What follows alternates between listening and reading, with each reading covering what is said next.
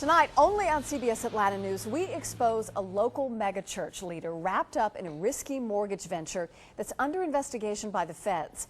We were first to report on a company called Matrix Capital, and this man, frontman Fred Lee, is accused of preying on desperate homeowners who paid him thousands and thousands of dollars to save their homes, but they ended up in bankruptcy and foreclosure instead. Now tonight, we're exposing evidence that Bishop Gary Hawkins, the pastor of Voices of Faith Church, was a partner in this lucrative and underhanded scheme. Our chief investigative reporter, Wendy Saltzman, is asking Hawkins the tough questions. Bishop Hawkins allowed Fred Lee into his church and promoted him as a financial savior. Then members of his own flock started losing their homes, and they became suspicious their own pastor was receiving kickbacks. Now, for the first time, these court records document tens of thousands of dollars Hawkins was allegedly paid to give Lee access to his church. This man walks in great integrity. Bishop Gary Hawkins is the face on this Matrix Capital promotional video. Prayer alone is not going to get it done. I tried it. He brought Fred Lee into his church Stop. and vouched for the man that would eventually be accused of stealing from his church members.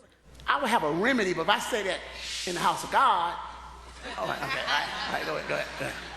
Steve Dorsey. But being in the church, you know, you have more of a trust. And Sheila Robinson were lured in by Lee's sales pitch.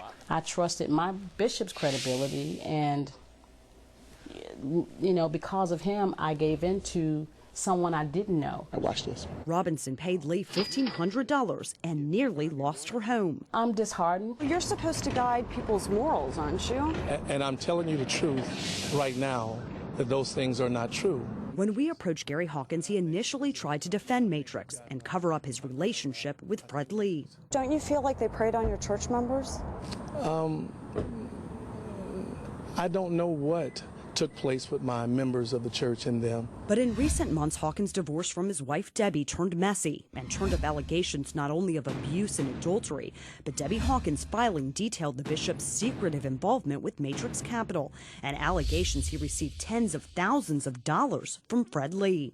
It says here that they paid you tens of thousands of dollars. No, that's not true. How much were you paid to allow them to come in and prey on your church members? It was very little money. I don't remember it significantly, but it was very little.